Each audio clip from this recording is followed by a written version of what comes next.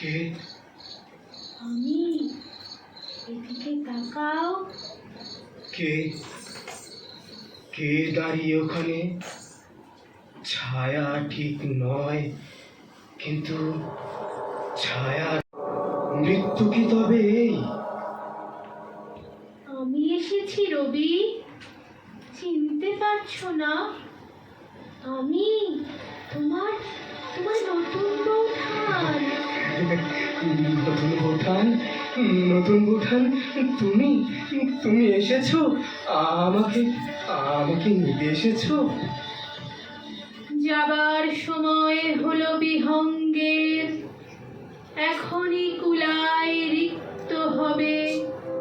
স্তব্ধ গীতি ভ্রষ্ট নীর পরিবে ধুলায়, অরণ্যের আন্দোলনে। বউঠান, তুমি এ কবিতা জানলে কি করে? এ তো তোমার তোমার সব কবিতাই আমি জানি রবি, তোমার সবটুকু। মরে যাওয়া মানে আর কিছু নেই বুঝি? রাতের বেলার সকল তারাই থাকে দিনের আলোর গভীরে। তুমিই তো লিখেছিলে। আহ, আশ্চর্য ভালো বোধ হচ্ছে জানো। এতদিন ধরে তুমি আমাকে মনে রেখেছো, আমার আমার সব প্রকাশের মধ্যে দিয়ে মনে রেখেছো। আর তুমি তুমি আমাকে কি দিয়ে মনে রেখেছো রবি? কি বলি বলো তো? আমার সকল ভালোবাসায়, সকল আঘাত, সকল আশায় তুমি ছিলে। হয়তো হয়তো সব সময় আমি তোমার কাছে যাইনি।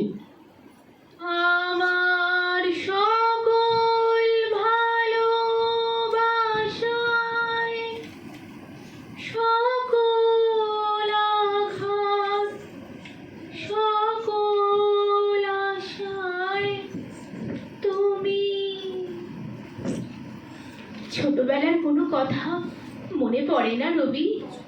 9 বছরের নতুন বউ আর তার 7 বছরের ছোট্ট দেওর। সত্যি কথা বলবো, হাসবে না? হাসবো তো বটেই, তবু বলো। মনে পড়ে, বাড়িতে তখন তুমি নতুন বউ, ছাদে বেড়াচ্ছিলে ছোট দিদির সঙ্গে। মনের কথা বলা বলি হচ্ছিল নিশ্চয়। আমি কাছে যাওয়ার চেষ্টা করতেই ছোট দিদির এক ধমক। ইস, তখন তোমার মুখখানি যা হয়েছিল, লজ্জায় অপমানে রাঙা। খুব ইচ্ছে করছিল জানো বর্ণ দিদিকে বলি, আহা ছেলে মানুষ, না হয় থাকলো আমাদের সঙ্গে। এসব কথা ও আর কি বুঝবে। কিন্তু নতুন বউ তো, আর বয়সী বা কত বলো? মুখ ফুটে বলা যায় না সব। শুধু সেই নতুন বউকে দোষ দিচ্ছ কেন? মুখ ফুটে কোনোদিন কি কোনো প্রশংসার কথা আমায় বলেছো? এই ছেলে, এমন অপবাদ দিও না, অধর্ম হবে। সরু করে সুপুরি কাটায় আমাদের রবির মতো কেউ না। এমন কথা বলিনি আমি জনে জনে। সুপুরি কাটার সার্টিফিকেট নিয়ে হবেটা কি? আমি তো চিরকাল চেয়েছি আমার লেখার সার্টিফিকেট। সেইখানে কোনো দিন তুমি আমাকে মন খুলে ভালো বলনি তো। বিহারী চক্রবর্তীর সঙ্গে তুলনা করে বরাবর আমাকে রেখেছো নিচের তলায়। কি হাসছো যে? হাসছি আর ভাবছি। কি ভাবছো?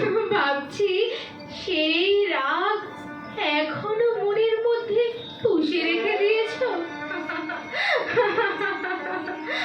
না গো, সেসব কোথায় ফেলে এসেছি, সে থেকে গেছে আমার বুকের মধ্যে আতরের ফিকে হয়ে যাওয়া মন খারাপ করা গন্ধের মতো।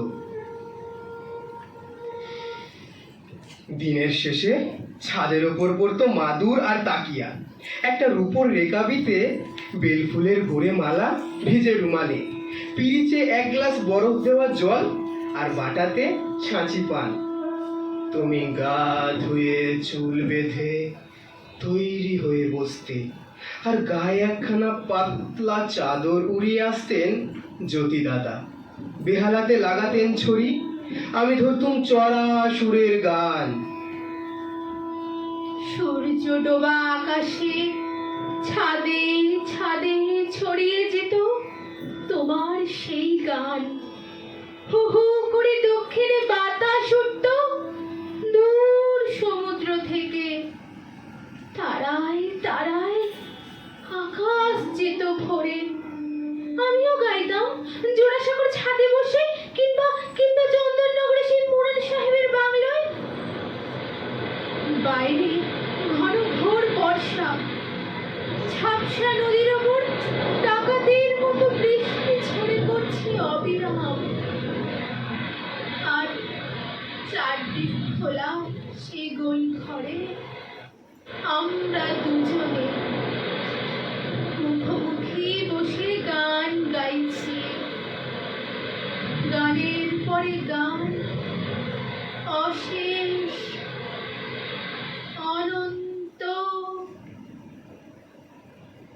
এমন দিনে তারে বলা যায়, এমন ঘন ঘোর বরিশায়,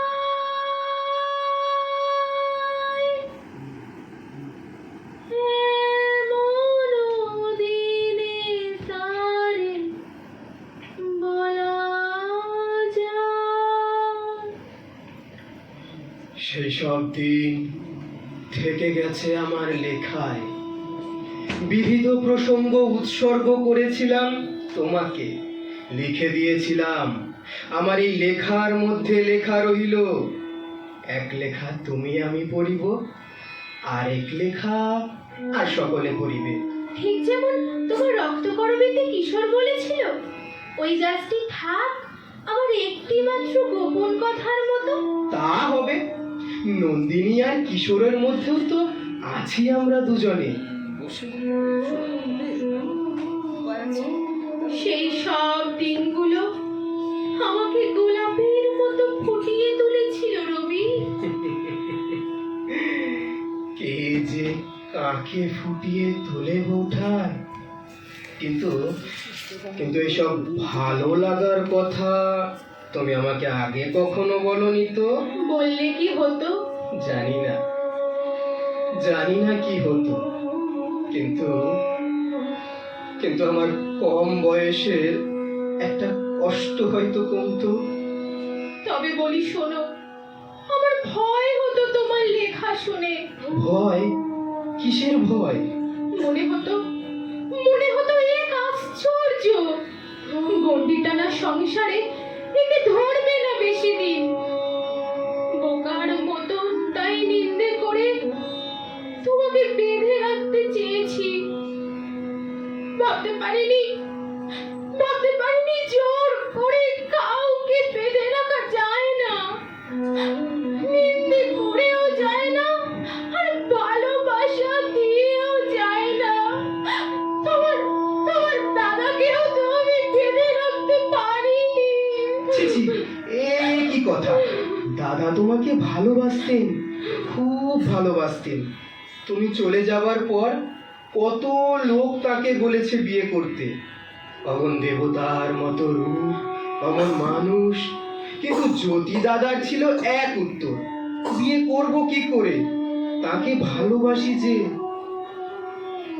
আমি বুঝতে পারিনি ঠাকুরপো, সারা দিনের পর বিকেল বেলায় তোমার ওই গানের ফুটন্ত গোলাপের মতো উন্মুখ হয়ে বসে থাকতাম। তাম্র থালায় গড়ে মালাখানি গেঁথে সিক্ত রুমালে যত্নে রেখেছ ঢাকি। ছায়া হেলা ছাদে মাদুর দিয়েছ পেতে। কার কথা ভেবে বসে আছো জানি না কি। তিনি আসতেনই না কোনো দিন, থেকে যেতেন বীর চিতালয়ের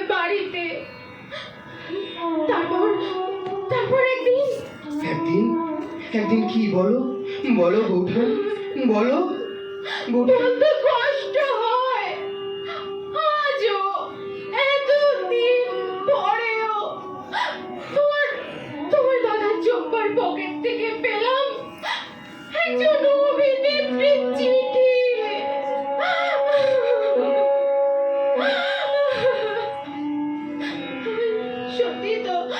সত্যি তো আমি তো সুন্দরী ছিলাম না কোনো কালে।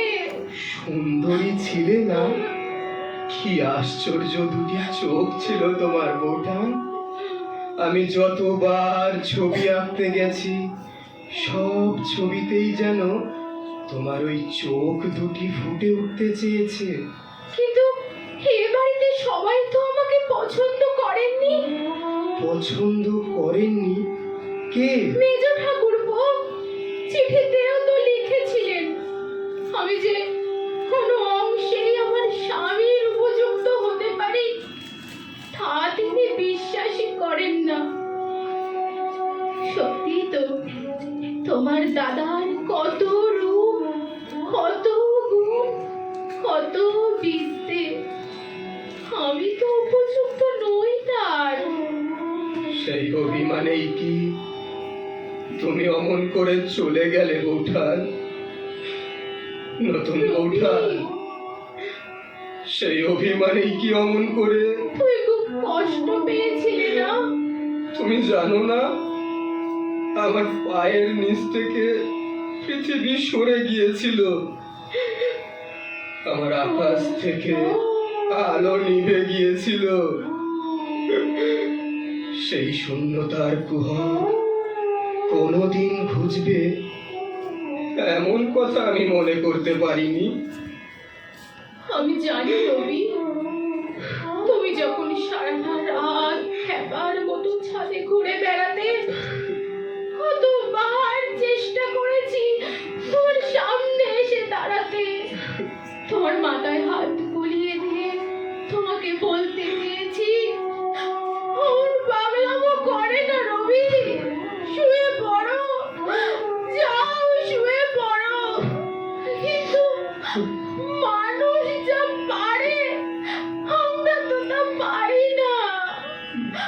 বৌঠান, বৌঠান, আমাকে তুমি খুব ভালোবেসেছিলে তাই না? আর তুমি তুমি আমাকে ভালোবাসোনি? খুব খুব ভালোবেসেছিলাম। সমস্ত জীবন ধরে যত ভালোবাসা পেয়েছি দিয়েছি, নিহারিকা পুঞ্জের মধ্যে যেমন তারা তেমনি করে তোমার মধ্যে মিলে আছে। এমন অনেক মানুষ আছে জানো রবি, যারা এই ভালোবাসার অন্যরকম মানে করে। জানি, কিন্তু তারা তো মিথ্যে বলে না বৌঠান। মিথ্যে বলে না? সবটাই কি মিথ্যে?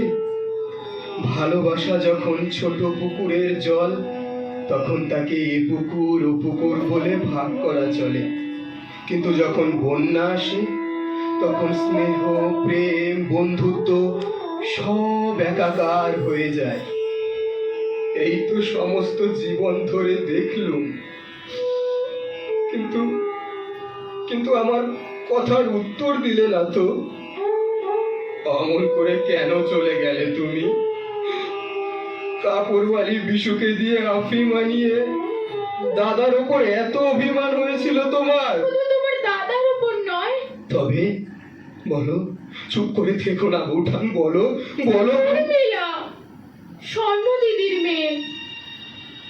ভগবান তো আমার বলে কিছু দেননি, তাই ওই ছিল আমার সব।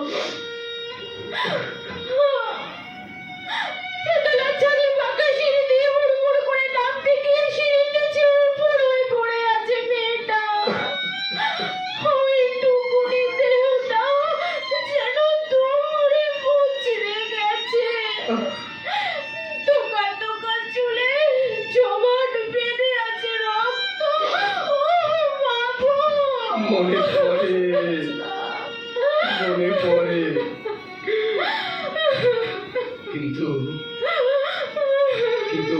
সেই জন্যই কি তুমি এত জানতে চাও কেন বলো তো? সব প্রশ্নের কি উত্তর হয় না? উত্তর পাওয়া ভালো।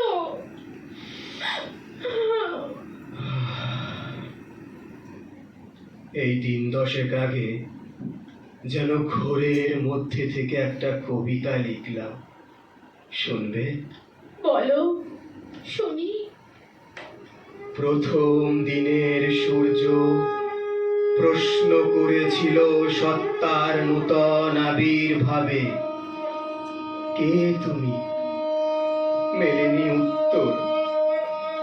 বৎসর বৎসর চলে গেল, দিবসের শেষ সূর্য শেষ প্রশ্ন উচ্চারিল পশ্চিম সাগর তীরে নিস্তব্ধ সন্ধ্যায়, কে তুমি? পেল না উত্তর। তাহলে সমস্ত জীবন ধরে একটা কষ্ট আমাকে বইতে হয়েছে। লোকে বলে উঠছে এমন কথা। আমার বিয়ের কথা যখন চলছিল তখন তুমি একবার আত্মঘাতী হবার চেষ্টা করেছিলে, আর আর আমার বিয়ের 4 মাস পরে না না বৌঠান, উত্তর যদি না দিতে চাও দিও না। জানার যদি কিছু বাকি থেকে যায় এ জীবনে তবে থাক। ছাদে একটা বাগান করেছিলাম, তার নাম দিয়েছিলাম নন্দনকানন। মনে পড়ে রবি? মনে পড়বে না? সেই বাগানেই তো ছিল আমাদের সব কিছু। নষ্টনীর বলে একটা গল্প লিখেছিলুম ভারতীতে, তার মধ্যে ছিল সেই নন্দনকাননের ছবি। তার মধ্যে আরো অনেক কিছু ছিল রবি। সেটা নিছক বানানো গল্প ছিল না। কোন গল্পই কি নিছক বানানো হয় বোঠান? কত রন্ধ্র পথ দিয়ে তার মধ্যে জীবন এসে মেশে। কিন্তু কিন্তু নন্দনকাননের কথা কি বলছিলে? আমি বুঝতে পারছিলাম আমার সেই নন্দনকানন শুকিয়ে আসছে। উর্মিলা চলে গেল, তোমার দাদা সরে যাচ্ছেন, আর তুমি খাঁচায় বন্দি সেবা পাখিটার মধ্যে যেন নিজেকে দেখতে পেতাম। বিশু যখন তার কাপড়ের বোঁচকা আমার সামনে মেলে ধরলো, নানা রঙের কাপড়, চোখের সামনে যেন কেউ রঙের আলপনা এঁকে দিয়েছে। হঠাৎ মনে হলো মানায় না, এত রং আমাকে মানায় না, এত রং আমার ঘরে মানায় না। তখন তাকে কি বলেছিলাম, কেন বলেছিলাম, কেমন করে বলেছিলাম, কিচ্ছু মনে নেই, কিচ্ছু না।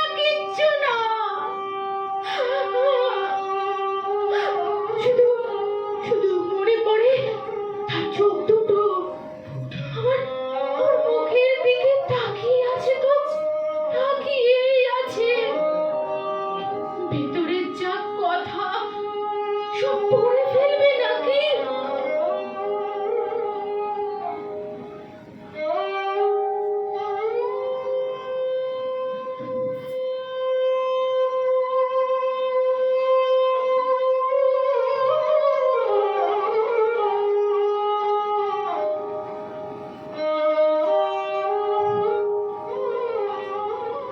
আজ অনুতাপ হয় না?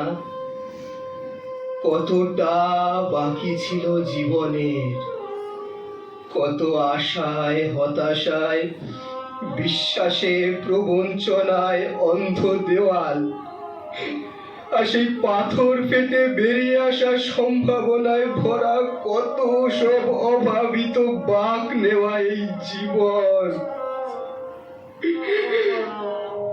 মাত্র 25 বছর বয়সে শেষ করে দিলে। নতুন বৌঠান ভেবে কষ্ট হয় না তোমার?